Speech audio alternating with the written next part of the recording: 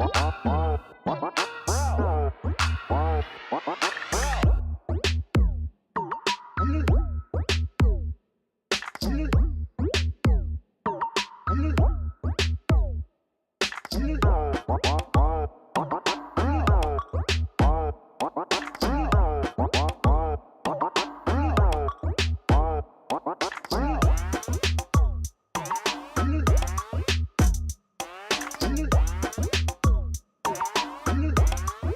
changing landscape of the housing market in Las Vegas requires a real estate professional that understands how to get your offer accepted, willing to go above and beyond for service and accountability.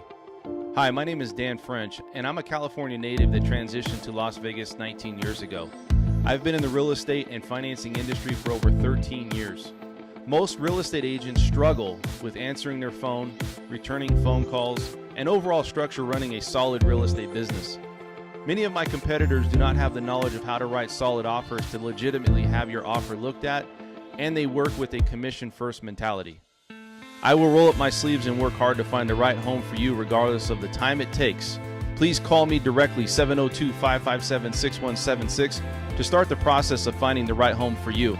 I'm available 7 days a week for all your real estate needs.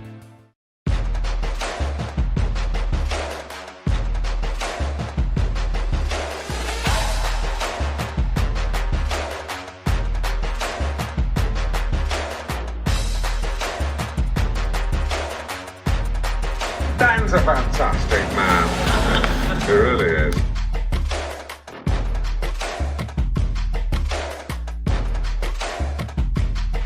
Ladies and gentlemen, please welcome. What's going on, everybody? It's Dan French. It's Tuesday. You guys know what that means. It's the French Workbench podcast here going on a Tuesday. What's going on, everybody? I have a full 3 people in this studio right now. Ready to go, and we're going to fire off today.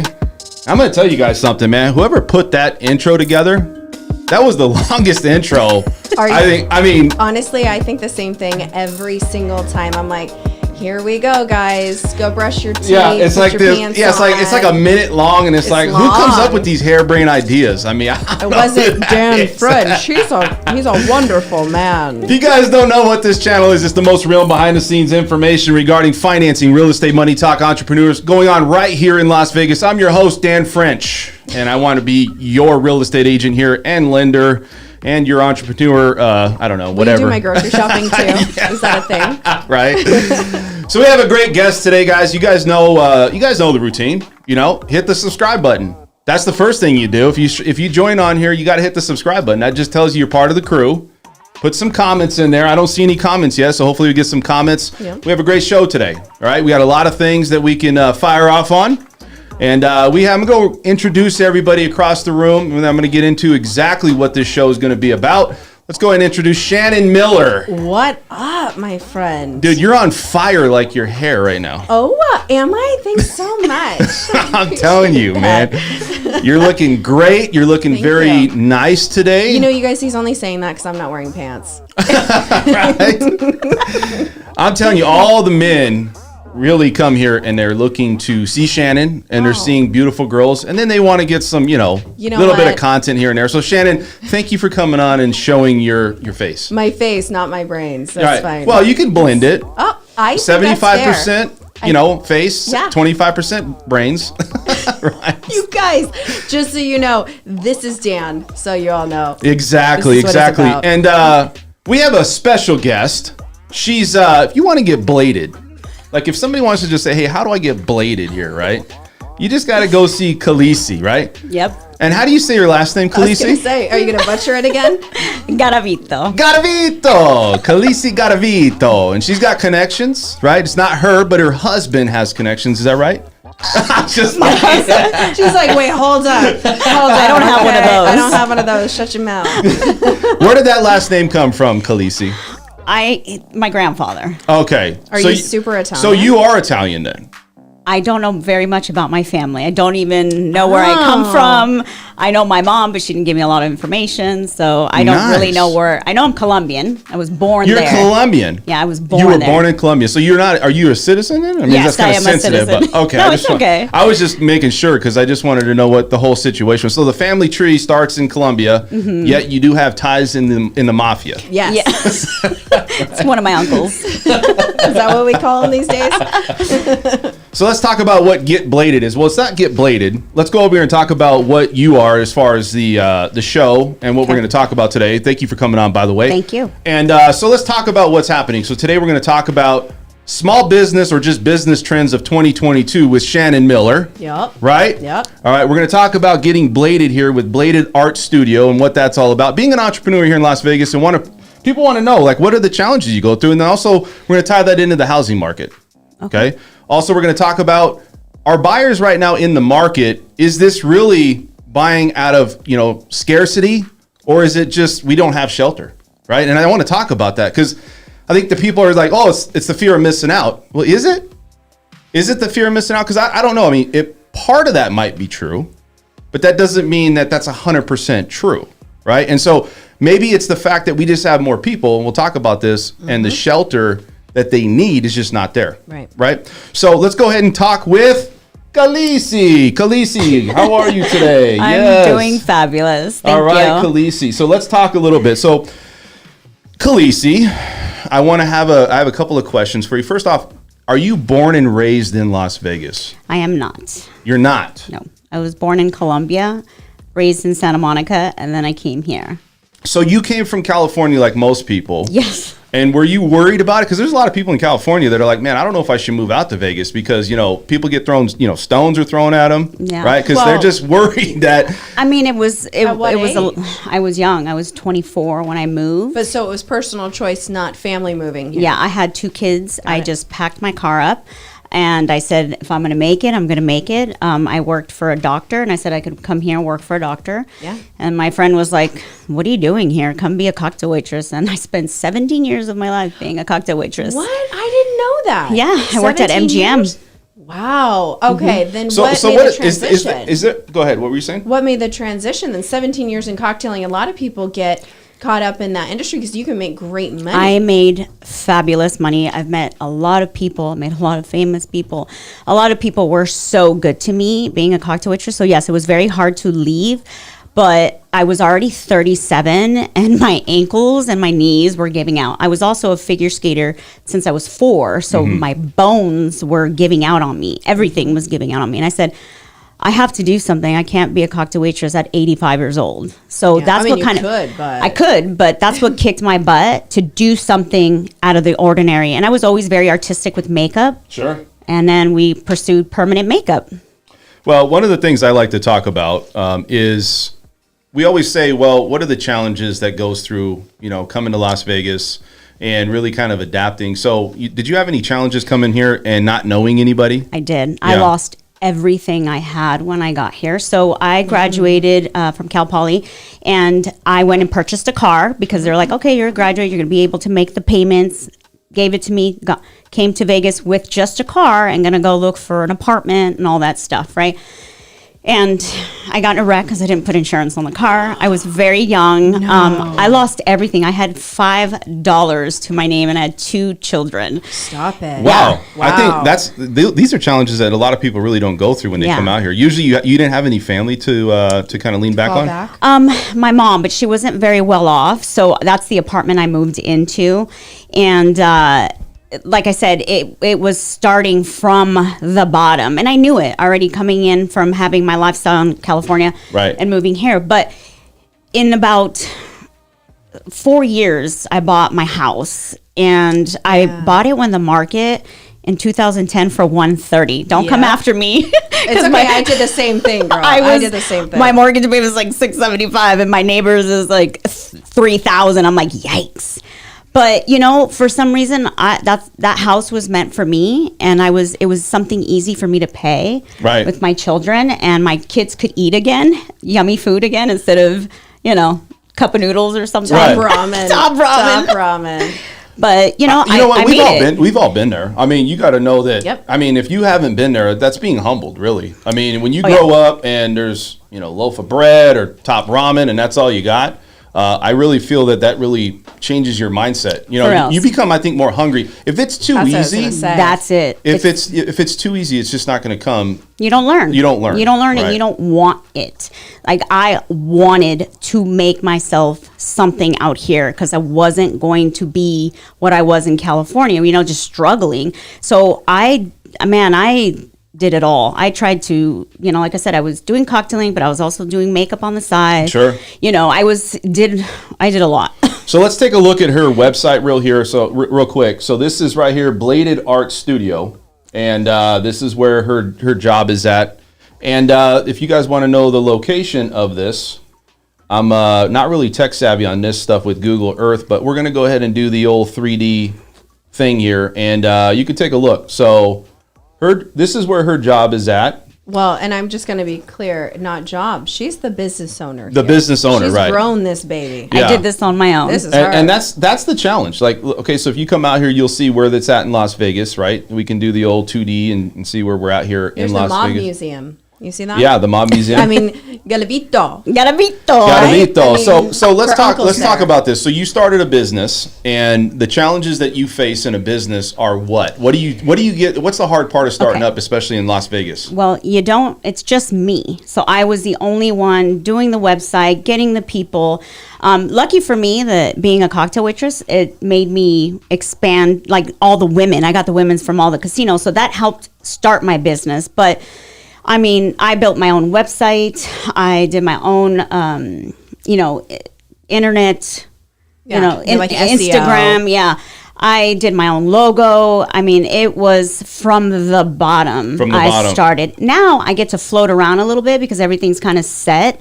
And so I get to enjoy my life a little bit more. But for 3 years, it was sleepless nights. I didn't eat because I was so nervous if I was going to make it.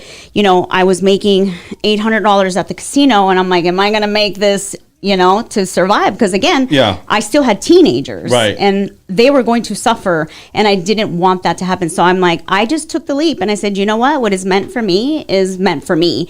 And if I have to fall again, I've lost it all before. So So were you here in 2002 to 2005 when this market was on fire, where I feel that was the market, the housing market that we were in, where it was scarcity and people were having a fear of missing out. You were in that market? I bought my house in 2010, so I don't know, but I moved here in 2004. I see. Yeah. So you moved right in as far as when it was happening, but you didn't buy right away. You waited 6 years. Because this market we're in now is crazy, and we'll talk about that here in a second. Yeah. But so let's talk about your business challenges. Okay, so you go into a business, COVID happened, right? How did you survive COVID? I survived COVID. So this is how I survived COVID.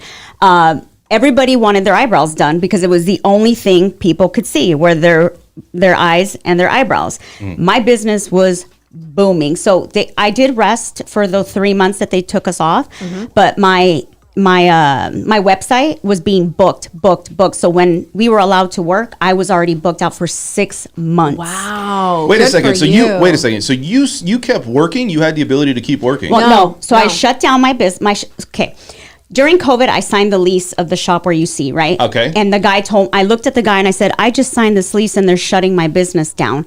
And he's like, okay, well, I'll give you, because he didn't want me to go either. So he's like, let me give you 3 months and you can pay me after those 3 months, with the scare that they weren't going to let us go back to work. But anyways, I just said, you know what, I'm just going to, in these 3 months, I'm going to build everything I need to build in the studio. In the studio, yeah. So that, and there was times where I broke down thinking I wasn't going to make it, but I keep seeing my website just booked. And I'm thinking, where nobody's working. Where are these people getting money to? But they're excited for life to come back out. Yeah. Like, they really were. I mean, Yeah. I was too. I was like, get me out of here. Yeah, Right. and like I said, what was more popular was not lip fillers, nothing on your face. It was your eyebrows, because this is all people saw.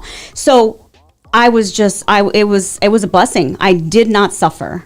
Well, but a lot of people had money and they still, like, their stimulus checks going out crazy. So even if you weren't working, they were still making money in some way, right? Yeah. Right. So you look at, so let's talk about what your business is about. Okay. What type of business do you have? Because I understand it's bladed and people want to know, it's a makeup artist, right? Yes, it is.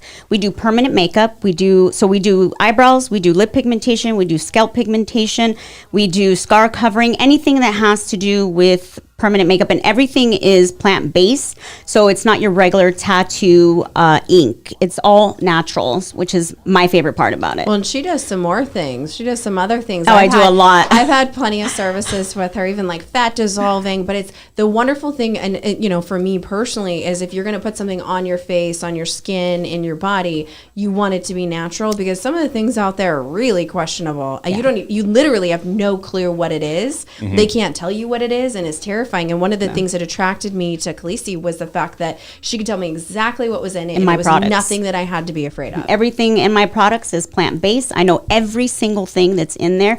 So when you come in, you know what you're getting and what you're putting inside your body. Right. So let's talk about the strip real quick. You worked on the strip. How many years did you work on the strip?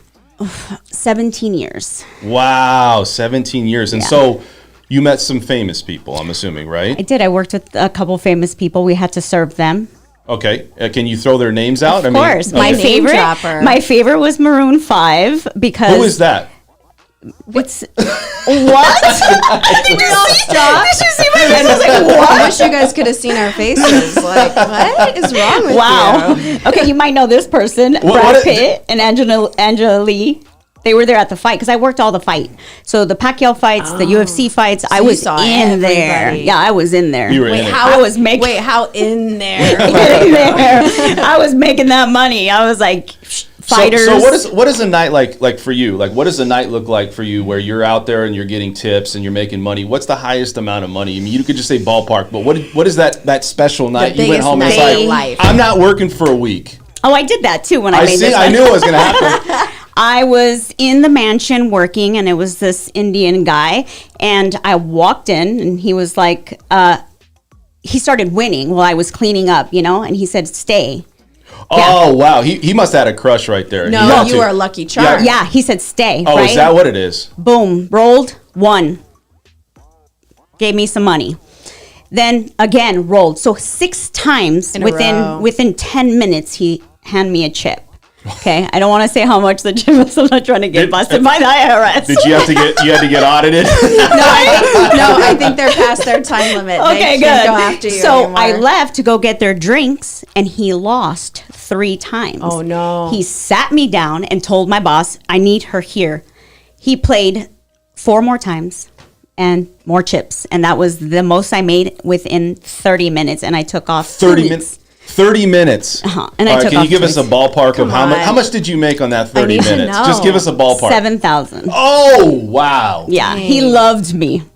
Dang. That's dropping 7 G's in 30 seconds. But he minutes. was winning. He's in the mansion. Yeah. You can't bet less than $5,000. Yeah, but just think about that. 30 minutes, she made 7 G's. I mean, that's crazy. That's $14,000 an hour. And let me tell you, me and my kids ate real good that day. Well, I'll tell you what, though, but this is how people end up in the industry, and they stay, and they can't get out because you have to find a different way to create that kind of income and more in a different industry, and that's not going to be everything. Like, not everybody's a you that turns into an entrepreneur. I'm also I feel very pleasant too with people, and they kind of get that vibe with me. You've hung out with me. No, I think you're a total bitch. Sometimes. That was fun anyways. Sometimes. Yes, agreed. No, but let's say this. Okay, so you're going through your business challenges, and I think the big transition for anybody is, when do I take the leap to actually quit that job? Yeah. And you're getting paid, right? I mean, you know the strip. It's one of those things that you get into that lifestyle, and it's very hard to get out of that lifestyle because the money's there. You pick and choose typically how your hours go. Yeah. You're walking out of the casinos with a large amount of money. So what made you say, you know what? And I know you said, just talk about that part of it. I took the leap when I was 37 years old because the age was scaring me, and it was time. And it was scary because, yes, here I am making this. A company is paying me, not only paying me hourly, but I'm getting paid to get paid. Right. And now I'm going to move on to something, which is me, to pay myself and see if I'm going to make it. It was very scary, but Do you think people? I didn't want to get stuck. Do you think people get to a point where they're like, I've mastered this, or it's not a challenge. Like you don't feel you're worth something, or you're putting a purpose into something. Not saying that that's not a worthy job. It's just you're missing something. You're not being stretched. Yeah, you're not growing. You're not. Your mind's not. Like it's not being challenged. It's like, okay, I'm going to walk in. I'm going to make $1,500 a night. I'll walk out, and I'm good. But there's settle for that. You settle. Mm-hmm. And were you just tired of settling? Yeah, I wanted something for me, and I was constantly tired of, what comes with cocktailing, the flirting, the touching. Sometimes you're like, you can't, vulgar names. Is that hard, like on a relationship? I don't know. I mean, I can't. But is it because people are always like, it wasn't it's for not. me. With me having a boyfriend, I was single for 13 years. I think maybe they took it as, I don't want to date a cocktail waitress, because now I can't even get them off me. I'm like... Because you quit, right? Dan, did you miss that? I can't even get them off me. I know. Like, what is it? Hey, I get it. I have the same problem sometimes, you know? Well, okay, so let me ask you this. So you talk about making that transition, and a lot of people would say, okay, at 37, you're making this money, your kids are getting older. To make that transition at that age, was it truly fear-based, or was it a culmination? Was there like 3 top reasons and things, and did like fear light your fire or excitement? What was that? I'll tell you what it was. I spent 17 years there. I couldn't spend Christmas with my kids. I couldn't spend Thanksgiving with them because they needed me, which I was so replaceable. There's 75 of us on call. Right. I spent so much time missing out on my children that it sucks that I had to decide this when they were 16. And, that's what made me do it, is sacrificing those times. And I missed out on everything to please someone else. And guess what? I please myself now. And if I want to take a vacation with my kids, I can. If I want to sit down and teach my kid how to tattoo, I have that time now. Yeah. So that's what made me, it was almost like a pissed off, like I'm done. Yeah. It really was, because I missed out. I missed out on a lot. So you have kids, right? How many kids do you have? I have 2, a 24-year-old and a 21-year-old. Would you even guess that her kids could possibly be that old? No, I mean, that was why I was wondering. I was like, man, you don't look, I mean, again. Anywhere near. No, I mean, women age better than men in a lot of ways, I think. Sometimes. Depending on the woman. Listen, we do it's that Colombian blood in me. It's fire. Right? So, I mean, you look at the situation, and I understand why you left. So going into that job, why this job? Why Bladed? Again, it was a challenge for me. Was I scared of falling? Yes, but I've fallen many of times. I'm like a gypsy. I go wherever I need to go to hustle, because I have 2 kids. So I said, let's do it. And I made myself good at this craft, because this is what pays my bills. This is what takes my kids to college.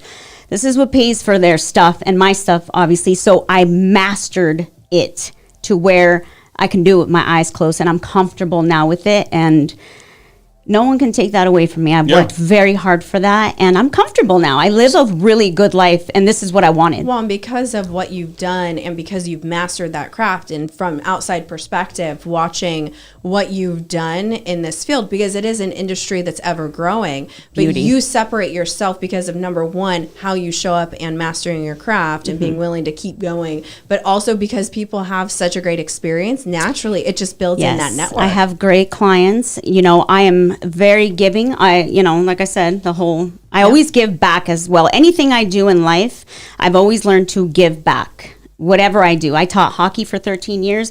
I always gave free lessons. You taught hockey? I did. I was a figure skater since I was 4. So I came to Vegas, and they knew who I was because I skated as a small kid. And everyone's like, oh, we know you. And they're like, would you like to coach? Yeah. So I was working 4 jobs at once to create bladed art. Wow. I worked at T-Mobile Arena as a cocktail waitress. I worked at MGM as a cocktail waitress. Dang. I did eyebrows on the side, and I taught hockey. Holy mother. I worked 4 jobs for 2 years. Did you ever sleep? I mean, you just seemed like you're just on it.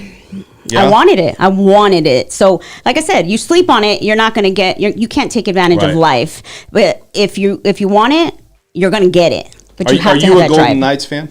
I am. Are you? Yeah. Do you have do you go to games and stuff? I've never been to a game. I want to go to a game. No, I haven't been. What's wrong with you? Well, listen. Here's my thing. Let's go.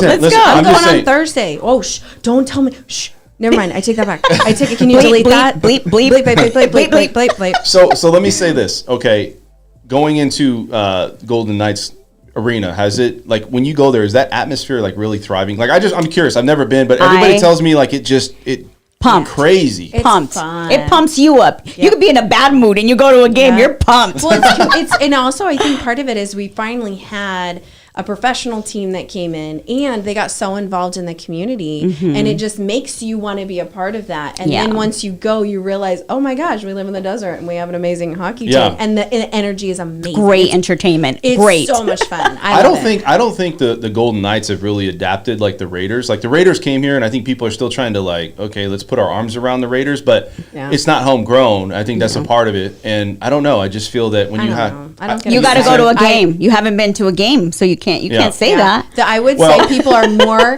If we polled Las Vegas, more people would be Golden Knights fans than Raider fans. Yeah, would you agree? Guarantee that. I do. Yeah, I mean, so I don't know. To me, like I look at the Raiders and I look at the Golden Knights, and I'm like, well, at least we have teams, right? So you can't be ungrateful. I just don't show the support, and I don't know what it is. It's not something that attracts Go to a me. game. Go to a game, and you will see the support that's there. It's insane. You're so selfish. Sorry.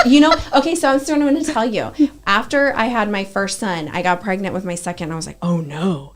How do I love somebody just as much as that? Yeah. You know what I learned? Love multiplies. You can love more than just the Raiders. Well, I love myself a lot, though. That's great. That's a good quality to have. That's a great quality to have. Let's go back. I want to talk about challenges. Okay, so there's some things. A lot of people fail.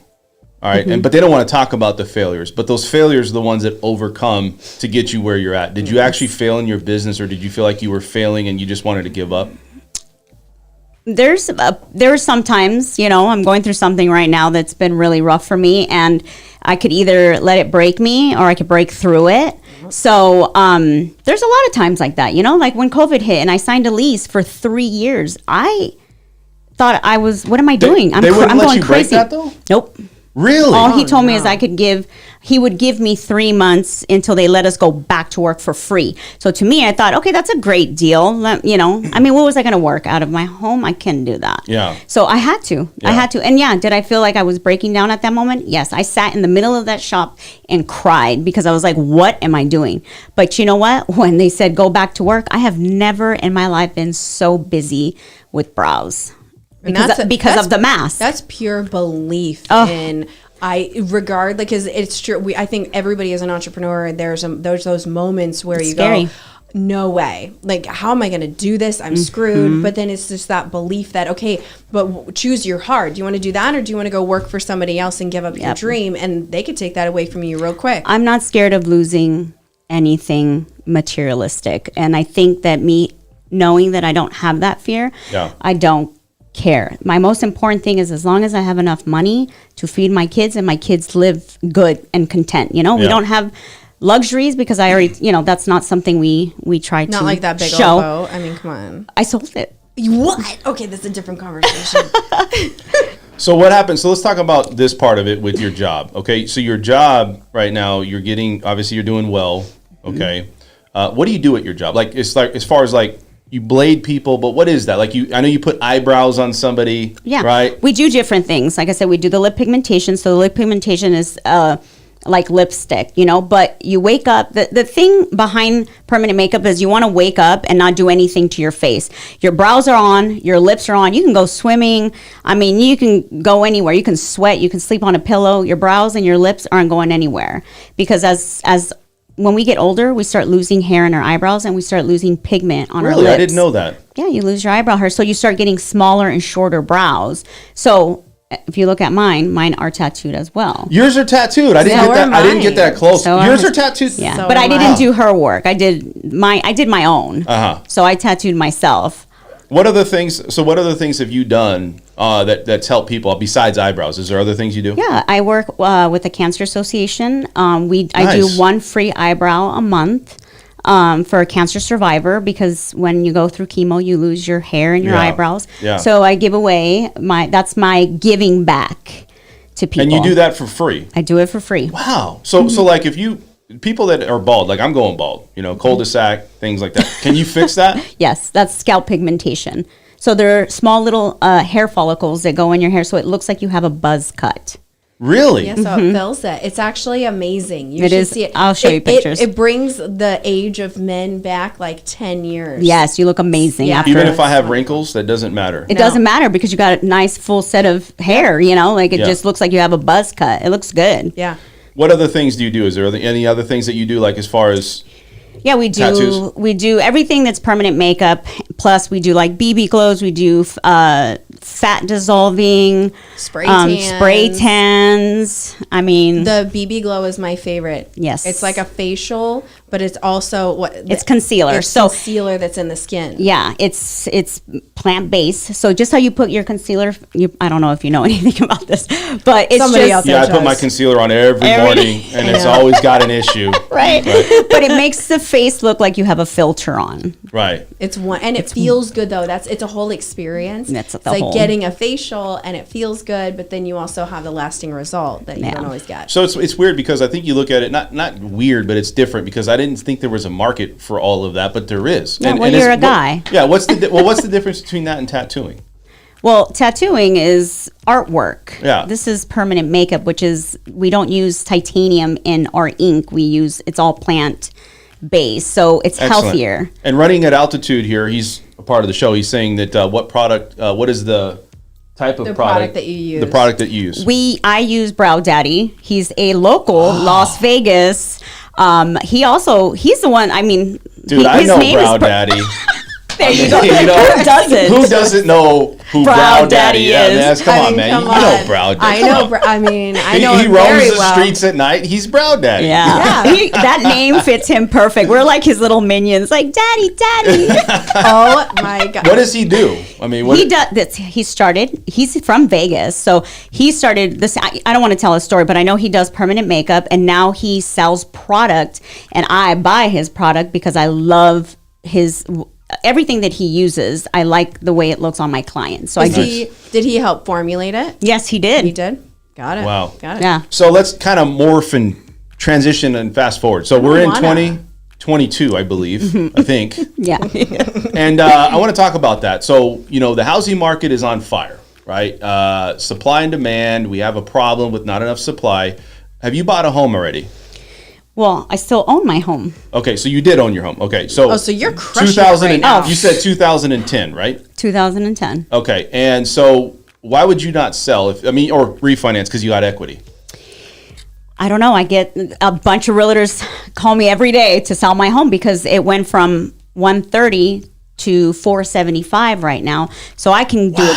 Oh, it's I can kill it, but it's not the money. It's a home for I don't think. Well, So it doesn't have to do with the market why you're not selling it. No. You're doing it for more sentimental reasons. It is. It's my it could be my retirement. I don't know. I mean, it could be my kids' way of having a family in there. I'm so scared of selling it because of my personal issues. But if I didn't have kids, I would have sold that thing. Would you? Oh, for sure. So you don't have the sentimental part, okay? Mm-hmm. Take that away. In this market, would you sell? Yeah, of course. Okay, and so no concern on, getting another property afterwards? No. Or without, you just... No, because it's I'm just out. me, But yeah, I would have sold it. I get calls every day, text messages. You want to sell your house? You want to sell your house? Well, the question too is that if you did sell your house, right? If you did want to sell it, where do you go? Right? Yeah. I mean, where do you end up if you sell your house in this market? You end up in a place where you're maybe not transitioning even to a bigger home. It might be the same home, Same but home. paying more for the cost, right? I That's mean, true. if you think Or about renting. Or renting. Yeah, I rent it now, so and I make a good profit off of it. that. So you live there and you rent it? I have a house somewhere else, but it's not my home. And then I rent it. I rent that house Is out. Big Daddy involved? No. What's his name? Brown Daddy. Oh, I don't Brown think Daddy. I don't I thought think it was I'm his Big cup Daddy. of tea, honey. Oh, okay. So let's talk. So, do you feel like this is an unhealthy market right now? Honestly, this housing market, is it unhealthy? I do believe, just because not a lot of people are living well. The gas is going up. I'm scared for myself because I feel like when people start struggling, then we start seeing thefts, stealing for food, all that stuff. Everything is so high right now. And they got to pay more if they want people to buy homes that expensive. Well, I just feel it's a challenge, and people are going through problems right now where the idea is if I want to buy a house, how much further do I have to go above what the list price is? The rates they've come down a little bit, but they're still higher than normal. And so the challenges are, how do I get into a house in an existing home and not really put myself in mortgage debt? Because you got to think, like, people don't want to live paycheck to paycheck or mortgage broke. And I feel in this market, house broke. just to buy a house, and I feel for all the people out there that are maybe they just got enough money to get into a house, even if they have a little bit more. They don't have, hundreds of thousands, extra $1 million, money. $2 million in the bank. It's just, you got to either go all in or you're out of the game. Yep. And that's where we're at. And do you feel that a lot of people that you associate with or talk to, do they feel the same way here in Las Vegas? I mean, I don't know if it's off the talk or anything, but California is moving down here because it is cheaper. We think it's expensive because, like I said, I bought my house for $130,000 in 2010, and I was like, that's a great deal. But these people in California, they're paying $8 something for their house, and they come here and it's $4 something. Then they're like, wow, this is a great deal. And so this is why we're overpopulated right now. Do you feel like right now that you're a little bit upset with Californians coming here? Wait, I came from there. I'm from there too, but listen, Me too. I have a lot of people that are like, Californians are coming here and they're ruining our environment and their taxes, and they want to come here for taxes. All this. Listen, I get it. But you know what? You can't blame them. Well, I think it's okay. So here's I'm the upset deal. the traffic.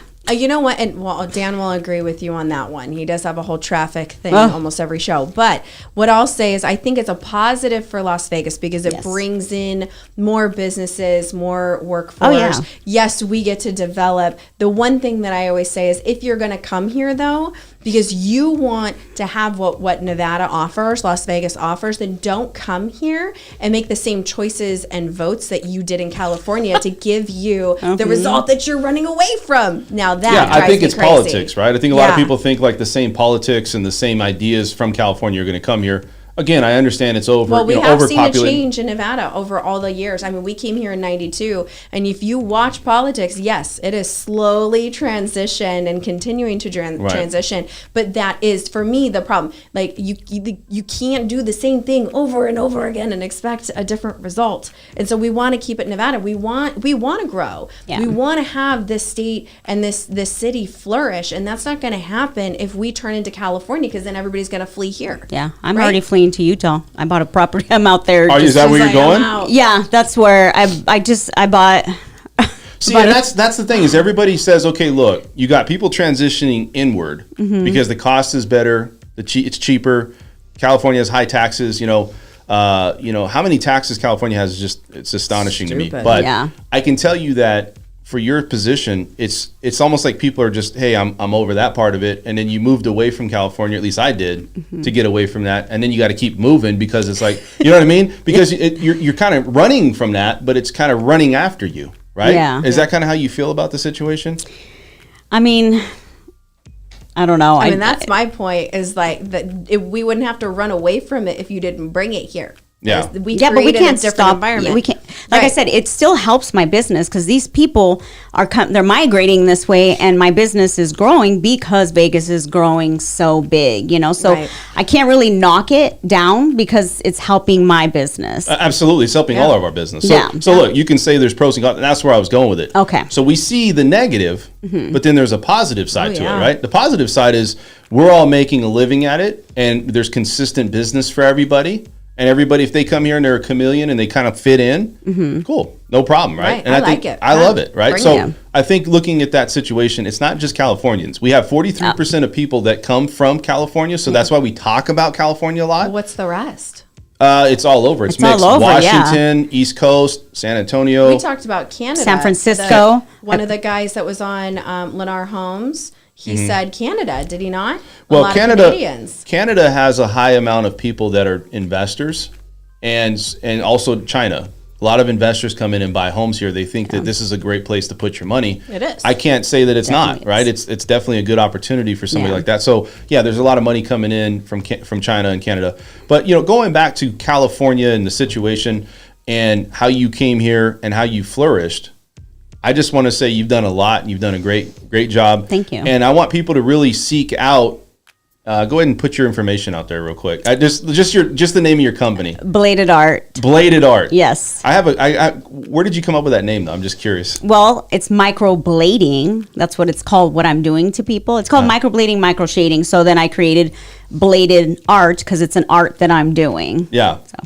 All right, let's transition. I just want to say I appreciate you coming on the show. Thank you. And we're going to have you stick around. I'm going to reach over here and talk with Shannon. Are you going to reach over? Yeah, reach over and tap you on the shoulder. Do you want to hold hands? Shannon, it's your turn. I'm going to tap you in, Shannon. Okay. So let's talk about business trends of 2022 and what's popular going on right now. Yeah, so I found an interesting article on it's allbusiness.com, your small business advantage. That's the name of the website, whatever. Yeah. But what I found interesting is, and obviously there's a lot of stuff out there about what the trends are, but I loved what they had to say, and there's a few things that I wanted to talk about. And Calisi, I want you to play a part in this, being that you're an entrepreneur, a small business owner. So it's talking about some of the trends that are coming up in, for 2022 and what they think and they're projecting are going to be those top tier small businesses that are going to advance.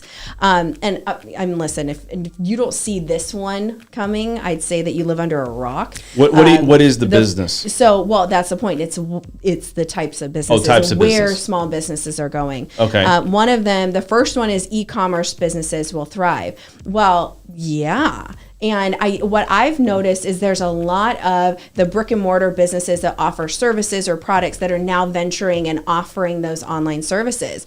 And Calisi, I'm sure that you've experienced that in your industry where people go, okay, kind of like Brow Daddy, right? Same thing. He started off with his craft and now he has a product that he's offering. Yeah. And e-commerce wise. So have you noticed that in your industry that you've seen more and more people selling on e-commerce? Yeah, of course. And giving classes as well, too, because during COVID, right? How are you going to make money? So internet access, people watching you do brows and microblade. Right. Yeah. You're making money sitting there in your home. Dude, Yeah. I go home, right? And I'm envious of like people that have a full head of hair, right? Because they go in there. You can go have one. Well, I'm going to Just explain. Because I'm going to sit there and I watch these people get haircuts on TV. And it's like they're fading it and then they're lining up. I'm sitting there like this. Like, wow. Like, it makes me like relax or something. It's really weird. That's like me watching what is the food channel when I was competing in bodybuilding. Yeah. I didn't eat like shit. It's almost like art Yeah. because you're watching something. It's like when I had a teacher or something, they were up there writing. It is like art. It is. Art. It's like you're watching a sculpture. Yeah. Being put in place, Yeah. and I'm sitting there like, wow, it's pretty neat. Yeah. And then I just sit there and all of a sudden it's 30 minutes, 45 minutes, an hour. I'm like, dude, am I just binging on this? You know what I'm So saying? this is what Dan does at this time, you guys. He watches people get haircuts. It's kind of weird. Kind of weird. Yeah, I've never heard of this. Yeah. You have to send us the channel so Absolutely. we know. Yeah. So another one, which is not surprising by any means, is remote work will continue to be popular. Now, if you look at what's happened and the trajectory of that and how much growth and people that want to work from home and build businesses at home from their laptop, whatever, because most people, and I've been talking about it for years. I've been saying, if you can create a space where you can work from anywhere, Right. that's you've gone done did it because you That's can do my whatever next you want. dream. Right. That's my next dream. Calisi and I were talking about this right before we got on and talking about creating more of an e-commerce site so that she can now okay, you have this art, you are you're the one the expert that everybody's looking at, and so of course then naturally you're going to be a brow daddy. That's a part of it. I know this is the best way to describe it. One day. Obviously. One day. One day. But it's the same thing. So people went through COVID. They were sent home to work. And mind you, there are major corporations down right now that they still 2 years later, the employees that were all in these buildings are still working from home. Half of them refusing to come in. Yeah, but do you blame them? I Well, mean, I would if I had a I wouldn't wanna choice. leave. Well, I'm not saying. Look, I don't blame them. Well, look, I'm a guy that wants to go to a place. I have to feel like I Me get too. up and take a shower and go somewhere. A lot of these people, they're working and they got like a suit and tie, like a shirt and a tie, but then they got like their underwears on. They're Yeah. they're doing Zoom calls in That's underwears. not my jam. I'm just saying, for me, I get it. Yeah. But for being online or being able to work from home, we all know that that's what people want these days, right? I mean, a lot of people, and It's the that's dream. where the trends, because they finally experienced that, and so they're experiencing that now. They don't want to give it up. Yeah, they got a taste of it. Right, but the issue that I see is, like, I was talking to somebody recently that works for a major health insurance corporation. And within that, they have these, because I go, well, are they saving money by letting these people still work from home? And she goes, well, no, because you have to think about it. We have huge buildings sitting empty that we're still paying. Wow. Yeah. We're still paying on all of that. And plus, when you look at somebody who is entrepreneurial minded, right, you light your own fire every single day. But people that maybe aren't in that mindset, it can be a different thing where you are just walking around in your PJs, maybe not getting everything done every day. But it has shown that there's an uprise of people who are willing to jump into that lifestyle and small business because they finally got a taste of it and they don't want to give it up. Right. So I found that really interesting. Yeah, I do too. Go ahead. What else is there? You got some more good news for us? Do you have more good news? More and more events will be virtual events. So, and this is something that Calisi brought up. Is it like the metaverse? You know what? Just funny. I'm going to throw things at you. I don't know if you guys know what he's doing right now. But yes, it's a metaverse, right? It's a metaverse. Where's Brett? Brett, metaverse? I know. Poor Calisi's like, what are they talking about? It's Brett. Hi, Brett. We love you. Where's my friend? Right. But so, and this is actually really interesting, especially when you look at like Calisi. They had to pivot. People had to figure out, how are we still going to bring in our community base, our clients, whatever that is, and create events where they feel like they're a part of it, but you can't be, and you can't go to a convention center. You can't go and create those in-person events. So what they found, I mean, now we can, right? We've opened up, but what they found is a lot of people like it. And it can be another facet in your business if you do speaking engagements, if you do those live programs, that now you can expand and you can actually run training events. Dan's over here laughing. I don't know what's on those comments over there. I'm listening. Go ahead. But where people can build in, that's another resource to create revenue in your business, is doing online events. Yeah, so I think, so are you transitioning to do a lot of things online now? I mean, your business, because you're consulting, and how does, like, somebody wants to seek out, and it's like, well, you know, we got to do, like, is it the Zoom call, and, you know what I mean? So yeah, because I work with people all over the country. So even today, had a conversation with a new potential client. He's in Florida. And so, yeah, everything's going to be via Zoom, you know, obviously, unless he did a big event. And then, of course, that's different. I get paid differently if you want to fly me out. People here in town, it depends on their business. Most of it is online or phone calls. I personally enjoy being face-to-face. That's just my personality, but that doesn't always work for the client. So, but you're going to still need those workers, right? I mean, you got businesses and corporations that run, you know, CEOs, they can do those things working from home. Right.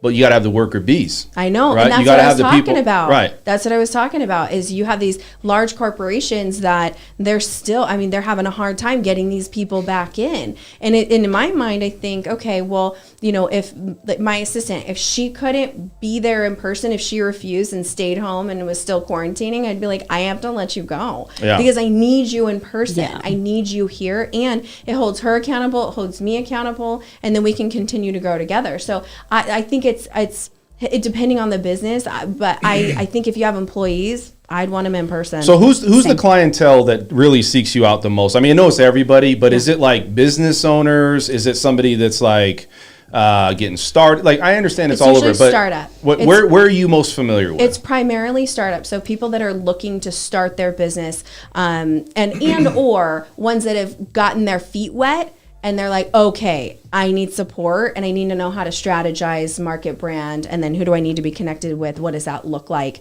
You know, but it's a lot more on the startup side. Yes, I do have a lot of companies that are established. Most of the time when they come to me, I'm helping them with marketing and branding. That's a lot, and bringing in new clients and partners and investors. That's more of the work. But from when you look at all like 3 pillars within my business that I focus on, typically going to be a new entrepreneur, and a lot of people that are in like the coaching, creating an e-commerce online store platform. Those are the places. Network marketing. You know, if they don't have an upline, that is. So Calisi got, what is it? Calisi what? Garavito. Garavito. Calisi Garavito. Hey, do you ever want to get some of your mafia people over to Shannon so she can start doing some consulting? I mean, I'll help them. So hold on, because but what I was bringing up was this: is the mob. no. Calisi. So, would you ever consider, getting a coach like her or somebody that's a consultant? We talked about it, and I probably would, if I would have known sooner, I would have went. But by the time I found her, I've already succeeded everything I needed to succeed doing my business, because I just met her this year and my business has been up for 7 years. So if I would have found her sooner, I would have needed her help. Right. But then I would have leaned on her too much. So the good thing is, well, I don't let people do that, because that is something. It's you get lazy. So you don't get to be lazy, because I'm not going to do it for you. We're going to figure it out now. You got to light your fire, and you better believe I'm going to follow up. But somebody like Calisi, because she has that established business, that's where I say, okay, but all right, we want to work on marketing and branding, or you have marketing work, but we don't want to take away from what you're doing now, because that time costs you money. And if you can make more money in that time to create that content and you can outsource, it makes more sense. It's like not cleaning your house and having somebody else do it for you while you're working. But I also am going to reach out to her, because I told her already, I have the 2 Airbnbs, and I am doing a hell of a job. I think I'm to the point where I'm exhausted now. So I did tell her, let me seek you out at this moment right now, because I have the Airbnbs, I have Bladed Art, I have a boat, that I was renting out. I sold it for more, so I said, you know what? That's why I sold it. We were going Anytime out this I can summer. make money, I'm in there. Yeah. But yeah, I mean, I probably am going to need her soon, because the Airbnbs are taking a lot of my time that I need to spend at the shop. Yeah. Well, and it's interesting actually too, to even look at from the marketing perspective for businesses. Something that I've been saying, I mean, I went out and ventured out on my own, 8 years ago. And within that, I started doing research on marketing and where it was headed. And video marketing, they said within the next 5-6 years, it's going to be 90-95% of sales. Because, and think about it, if you watch even social media, how it is transitioned. I mean, we didn't have stories, we didn't have videos. Once in a while you'd see something, then all of a sudden it was Facebook Live. And then people were starting to create videos. And then, and when you even look at the marketing from big businesses on social media platforms, right? They're all videos. They're fun, they're captivating. You have to have that content. They're quick. You have to have that content. People want to see that. It's got to be fast. And it's got to be something that's engaging and that separates you from your competitor. I don't believe. Yeah, you got a very short window. But video and also marketing too, is it. People want to see your life as well, not just working. I've noticed that too with my business. When you interact more personally with them, I get more messages on personal stories that I do on my work. I need people to listen to what she just said. Almost every single business owner, and not the new ones, right? But the more established ones that aren't dipping into the video marketing, they always say, "But I like to keep it personal. I don't want to put my face on camera." I'm like, "But you don't understand." So let's start gently, but in my head I'm like, I'm gonna break you, and I've broken quite a few established business owners, and it works. It works. Anything else about your stuff here that you're talking about with the trends of 2022? No, I'm actually really proud of us right now. We are on time. Well, I got Aren't another you 15 proud? minutes. We're at halftime here, ladies and gentlemen. I think you watch the numbers go down, log off, log off, log off. It's like, oh God, here we go again. Out we go. But I do want to talk about one other topic here. Please do. And this is a topic that you guys can all coincide with and really put your opinions on this after I do my rant. We try not to give you opinions. We try to lie to you. I know, Just make you feel good. Everybody does, but we're going to still figure this out and try to do it. So let's talk a little bit about what's happening in the markets. So we're still at 2,200 homes on the market. We're a little bit above that. Okay. We have not dipped under 2,200 homes, which is good news. And I would say the last 8 months, right? I thought we did. well- I thought we went under 2,200. Well, let me say this. We've dipped under, but it was a very short window. So you're right. Right. You're right. But it was a very short window of us dipping in. For the most part, we've been right above that 2,000 mark. Yeah. Now, we haven't gone above 3,000. I think we're at 2,500 or close to it at one point. So we're savagely still low on inventory. Yeah. And that's good for homeowners like yourself, right? And people that have homes, because you know what? If you have a home and it's an asset at this point, you can plant your money and you can make a lot of profit off of it. But let's talk about who's really suffering at this point. I do feel we talk about the middle class or the lower income middle class is really suffering. They can't get into a house. And, you know, I want to talk about the fact that investors are a problem. Now, I put a video together about this, and I want people to know, you know, there's data and news out there, and it made perfect sense, is that, you know, for us to have more inventory or to have more options for these buyers, because you got to think, hedge fund investors and Wall Street, they're coming in and buying these homes. Yes, they are. And they're doing it, you know, at bulks at a time, right? It's not like, hey, we're going to go. The mom and pops, even if you wanted to buy an investment property today, you're not going to be able to, you know, come in and just say, hey, we got fair opportunity. These investors can come above list, right? They can do whatever they need to do.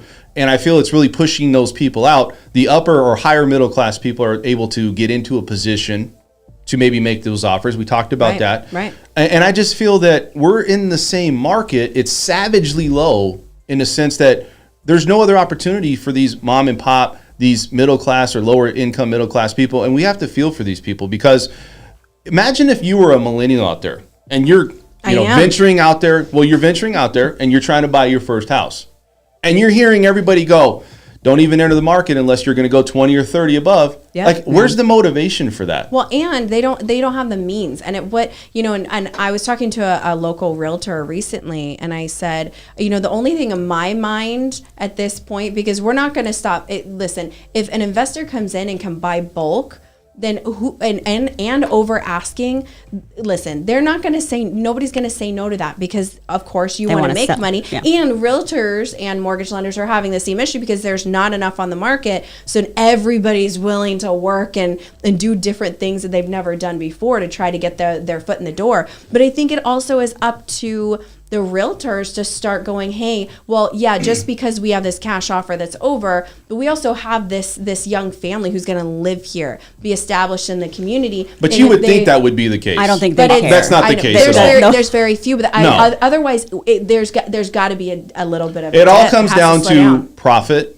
and it all comes down to quick, easy. And look, we all know that people think real estate agents and lenders also get a lot of bad rap for being like the evil, you know, person out there. Evil guy. Yeah, you're the one that's like, hey, you know what? They're going to prevent us, and it's sensitive information. Yeah. But you got to go back and look. Okay, so this housing market, right, is on fire. But I do feel that with the low unemployment and it being savagely low, that it's really not. It's pushing people out. I don't think it's they're buying out of fear of missing out.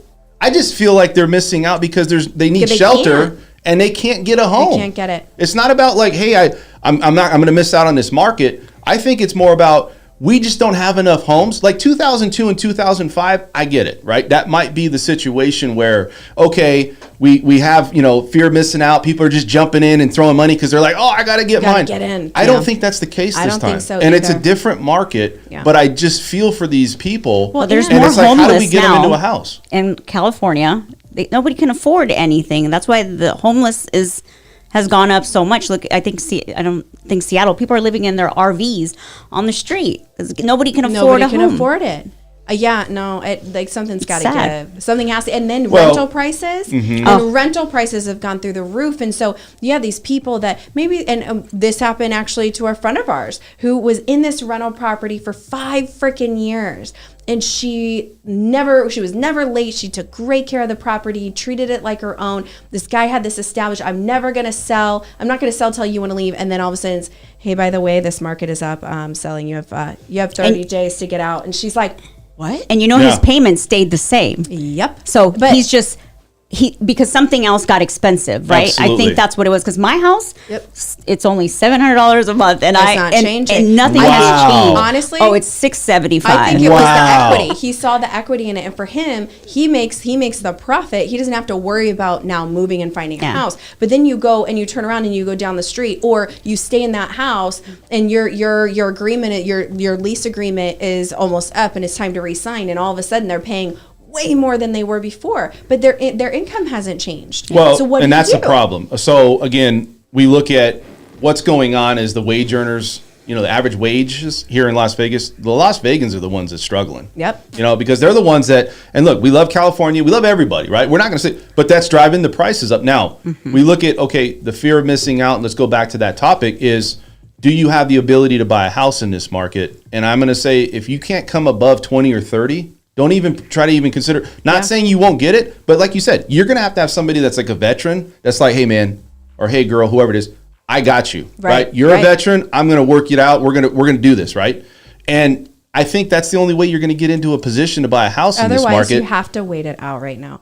And you have to, like your income levels, you got to figure out a way to bring them up, save money, and just wait it out a little bit longer. And you know what? The reality is, whether it's this market or in 2010 where prices drop, still, if you don't have enough security in the bank, and other investments, then you shouldn't be doing it anyways, because if something happens, if you lose your job, something goes down, you need to make sure you have reserves to cover that house and that mortgage anyways. So 100%. If you don't have that money, knowing what market you're walking into right now, then you shouldn't consider it. And it's not a fear of missing out, it's not any of that, it's just not your time. It's not your time. And listen, you're pushed out of the market. That's called being forced out of the market, and it does happen. It's not. Oh yeah. It doesn't mean that you're not going to have a shot, but let's be honest, you're pushed out. Now, let's talk about rentals, because they were up 27%, I think, year over year. And on the news, it came out and said this landlord raised the tenants' rent $6,400 to $6,400. Like, it was how much was $6,400? That's disgusting. They should be ashamed of themselves. I go, well, why? How can they do this? Well, in Nevada, you don't have regulations on how much you can raise the rents. Yep. That's what I'm talking about. And I'm like, wait a second. Like, totally screwing somebody. Totally screwing people. So you can go both ways, though. You go back to COVID. Who got screwed in COVID? It was the landlords, right? Because the landlords, they did. No. Yes and understand. No. So look, it goes both ways. Now, it's true. I understand if people can't pay their rent. We get it. So we're not saying everybody's that way. Right. But you go back to COVID, and now our landlords saying, you know what? I'm going to make up my money. But that's extraordinarily gross. $6,400. How much was this house per month? I have no idea. I would hope that it was. I think this is how you fix the problem. Okay, and somebody brought this to my attention, and this is not my idea, so I'm not going to sit here and say I'm going to stamp it, mushroom stamp it. Are you doing shrooms? Are you doing shrooms again? What I'm going to say is that this is not what I came up with. What I came up with is that if you have this is going to need something where you have a president's signature, where we had the moratorium, right? Mm-hmm. This is a perfect idea. Yep. Okay, sign it where investors cannot come in this market, and I'm talking about buying, for helping the middle class, the lower middle class, that they can't come in this market and buy for 2 years or 3 years. Yeah, but then they lose money, so why would they do that? Well, listen, if they want to be fair, look, there's more than enough buyers out there. Right? They don't want to be fair, Dan. I understand. And they want to make their money That's quick. how you fix that problem. Yeah. And it's there. Yeah. But why are they not doing it, right? It's because money wins out every time, unfortunately. I want to answer Ver's question here. It is excess, Ver. What, excess?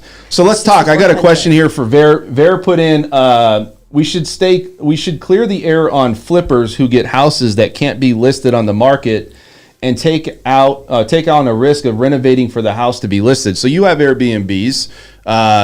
There is a risk to taking on a home that may have some issues.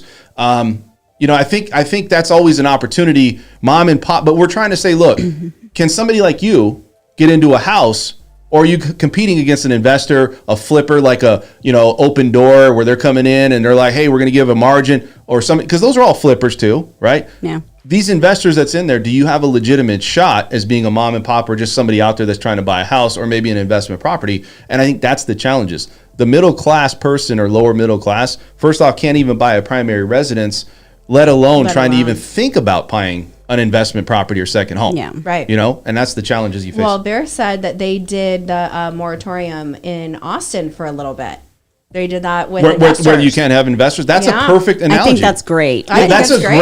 Listen, if we took that on, it opens up the doors for everybody. Well, right? Honestly, I went through that buying my first home. I was fighting against investors, and I was freaking 21 years old buying my first home and just had my first baby, and I was competing against cash. And it was so hard. It just kept getting dropped and dropped and dropped. And Same thing happened to me. It was so hard. What is happening on these comments over here? No,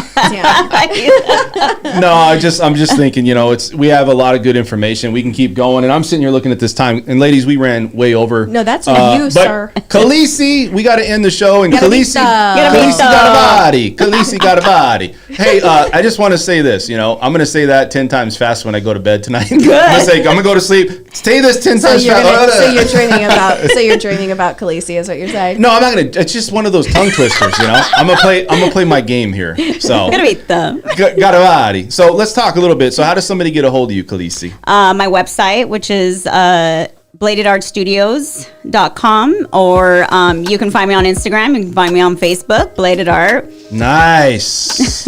And I'm going to tell you guys, go get bladed. She blades very well. Yeah, she's a blader, man. She's a career blader. I'm an artiste. And she blades on the ice. You just really... Yes! Oh my God. That's your slogan. Did you not realize the bladed goes with... Wow. How funny. See, it all falls into place. Bladed. Shannon Miller. What's up? How does somebody get a hold of you for consulting? You can reach me 702-445-9473 or Shan, S-H-A-N Miller, consulting at Gmail. Or you can follow me on Instagram. Slip into my DMs. Ooh. Shan, S-H-A-N-N Miller. Hold on. Miller LP is my handle. So guys, we're going to have a great show. We're going to talk on Thursday. We're going to start doing a financing show. And I know financing shows are boring, so we're going to do something to make it entertaining. I don't know what it is. Maybe I'll run into the wall or something. I don't know. I'll bring my figure skates. One time during there, we'll do. I'll bring my figure skates, do some twirls behind you. Yeah. Everybody's like, oh God, financing, here we go. Anyways, we're going to do it because we want to keep up to date on all the information, all the guidelines, where to invest your money. Brett's going to do about 45 minutes just firing off on crypto. Metaverse. So he's just going to go nuts. He's going to go nuts. I'm your host, Dan French. This is the French Workbench Podcast. We'll see you guys on Saturday. Please subscribe, like the channel, put any comments in the comment section, and we'll see you guys at the next one. I'm out. Thank you for watching the French Workbench Podcast. You can find us here every Tuesday at 6 p.m. and Saturday mornings at 10 a.m. to find out all the information on real estate and financing here in Las Vegas. Also, check us out on our LV Home Professionals website. You can find your future home there, a lot of good information, and you can find us on audio.